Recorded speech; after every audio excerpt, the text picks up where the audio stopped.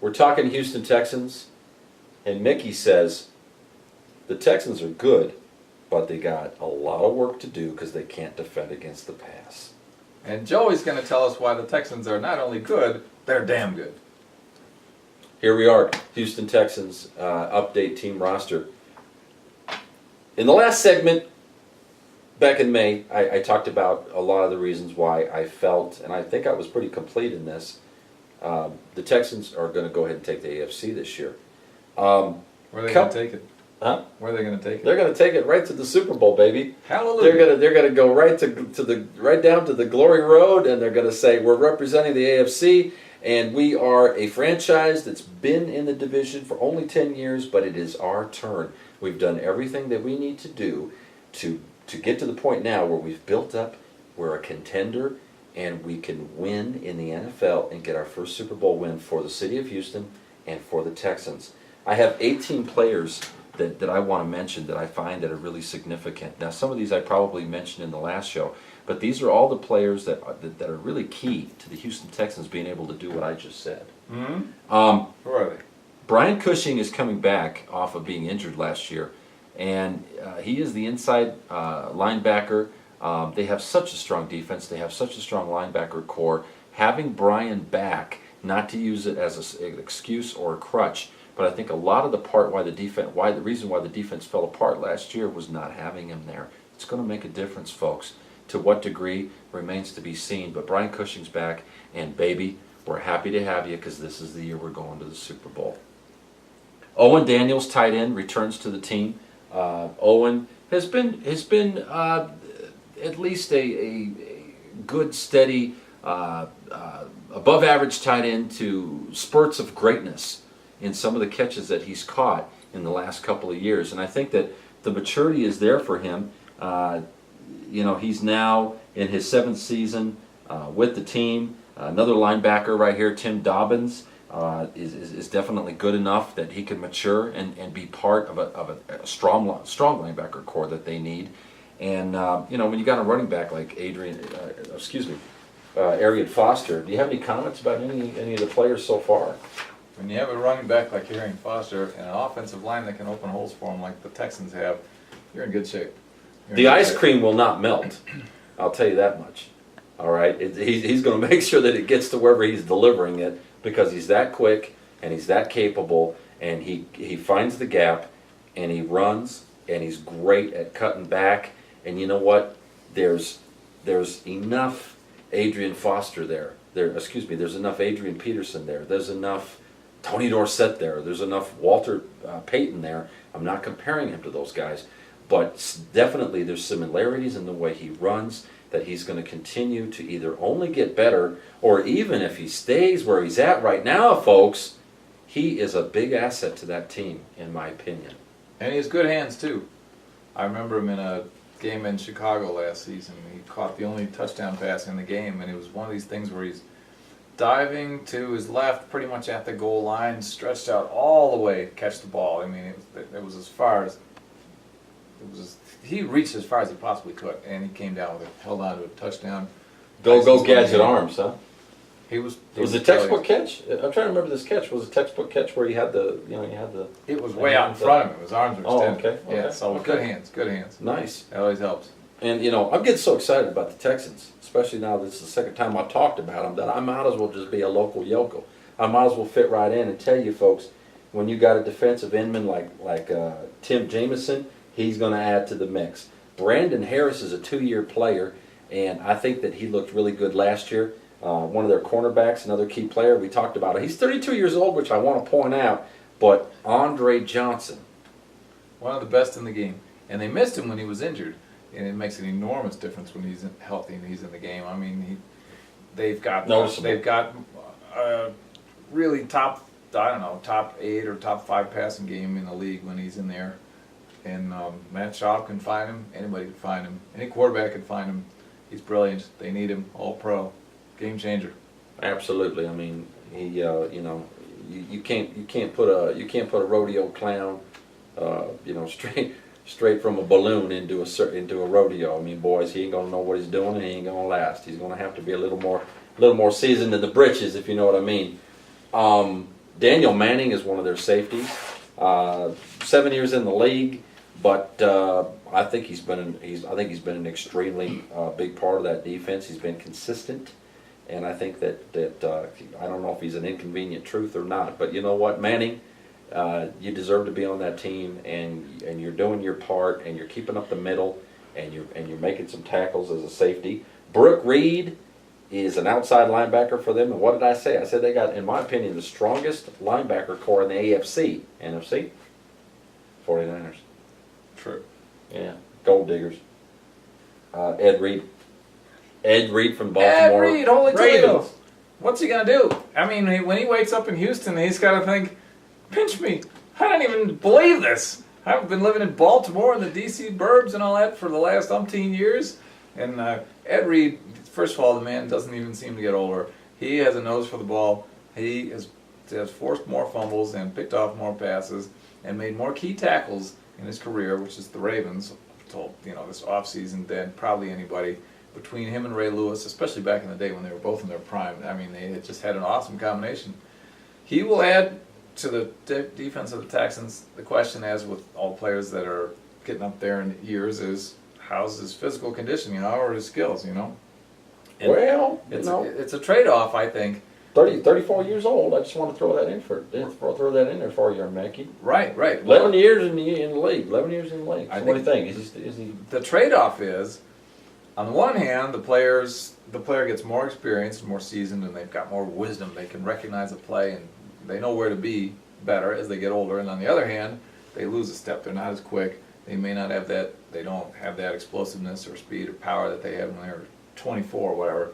And how those two play out really determines the length of the player's career. But you gotta love Ed Reed, and I would say don't count him out, because I would assume that he's going to be at or near his level of ability that he's displayed throughout his career until proven otherwise. Ray Lewis was a big influence on him all the years that they played together down there in that Baltimore. And because he was influenced by Ray Lewis, what came with that was sensibility, credibility, ability, capability, and just good home down morals and values and caring about doing a professional job. And I'll tell you the difference between Ed Reed and a lot of other players. I think you kind of touched on it. There's a lot of other players that might get interceptions, that might have a nose for the ball, like you said, which is a great line. They're always around where the ball is. Troy Polamalu is one of those people. Well, Ed Reed's one of those people, but here's the thing he does. Once he catches that ball, he's like a greased pig, because he gets down the field where a lot of safeties and a lot of cornerbacks will catch an interception, and they'll play around with it, and they'll get a couple of yards, and then they'll act like they're a little girl, and they'll fall down. Ed Reed can actually run pretty good. Now, I really do think that he didn't go to Houston just because he wants to milk one more year out of the NFL. I think he's a man of character, and he went to the Houston Texans because they needed help. And what he was going to get out of it was he was going to get himself another championship. That's what I believe about that whole darn thing. And I like the boots, by the way. Thank you. Could I give you my 2 cents on the Texans? All right. You make it 6, you got a deal, partner. I'll take the opportunity. Now, for all their strengths, let me tell you what the problem was with the Texans last year. And until it gets fixed, they're not going very far in the playoffs. They cannot defend the pass. And what I mean is against the really top passing teams in the league. They had 3 games last year that proved this. A home game against the Green Bay Packers, where they got shellacked. A Monday night football game at the New England Patriots, where they got absolutely just hosed. And then a playoff game back in Foxborough. You've done a good job pointing out against the same Patriots who toasted them again. And in each case, they gave up 40 points or more. Well, all right, I don't know if it's a problem with the coverage or the pass rush or the linebackers, or it's the defense overall, or the schemes. Maybe they're getting out-coached. Who knows? But the NFL is a passing league more than it's ever been. The rules are in place to protect the quarterback. I think the rules have loosened up as far as what the receivers can do and tightened down on what the defensive backs can do in recent years. Because the NFL wants more scoring, then that's the way to do it. Anyway, sells tickets. You're going to have to learn how to defend the pass and do it very well. And when the Texans figure that out and put it into effect, that's when they will be legitimate Super Bowl contenders. This may be the year. I'm going to say they're going to have to prove it before I'll believe it. Well, that's fair enough because I heard a wise man once say, if you want to give great predictions on the games, wait till they play them and do your predictions on Monday. That's right. So I think it's in that same vein. I feel like I'm quoting Shakespeare or William Faulkner. You're quoting Mickey. I'm quoting Mickey, and I'm not talking about But Mickey Mouse. thanks for putting me in the same category as Faulkner and Shakespeare. Well, you know what? You deserve it. Now, you made a comment, and I want to do this. I want to go to. I want to comment. I want to reflect on that, and I want to offer a direct comment on that. Jonathan Joseph is one of their starting cornerbacks. Okay, this Chris Harris is on the other side of the field, and Daniel Manning, who I mentioned a minute ago, is their safety. Now, Daniel Manning, I've already talked about him and why he's a proven player.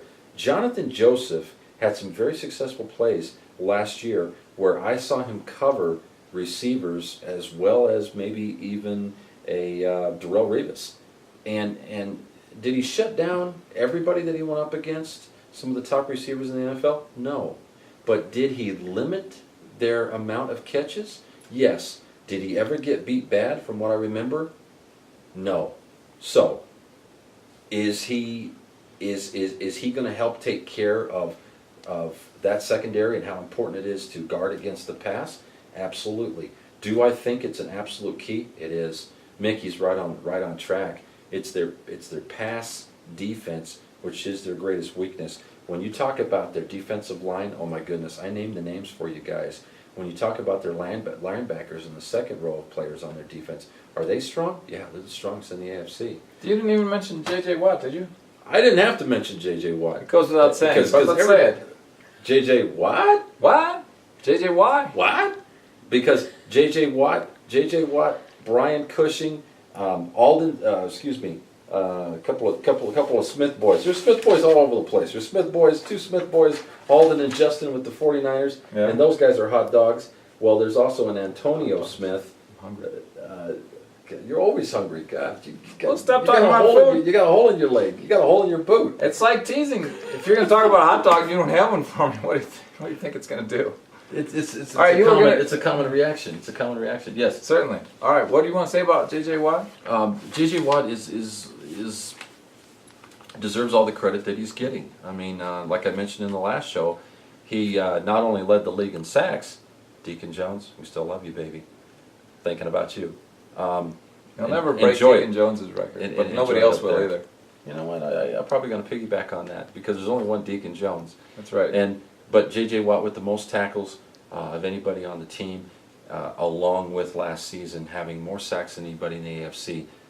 There's got to be a statistic out there, which now I'm starting to say things that we need to do our homework on that I think are validated. That is a hell of a statistic, to have the most tackles, but then also to have the most sacks out of everybody, all 16 teams, all 32 teams in the NFL. What else can you say about J.J. Watt? He's an animal. He's an animal, and he came out more ferocious than anybody in any defensive position in the NFL last season. Are you saying he led the NFL in sacks and tackles?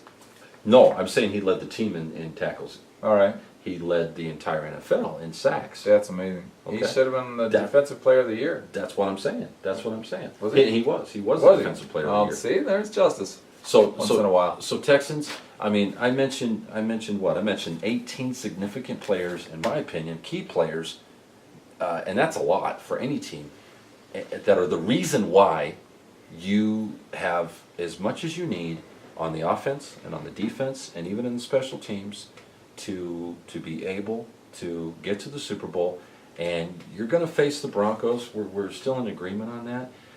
But you know what? You're going to take the edge. You're going to take the edge. Love the boots. Thank you.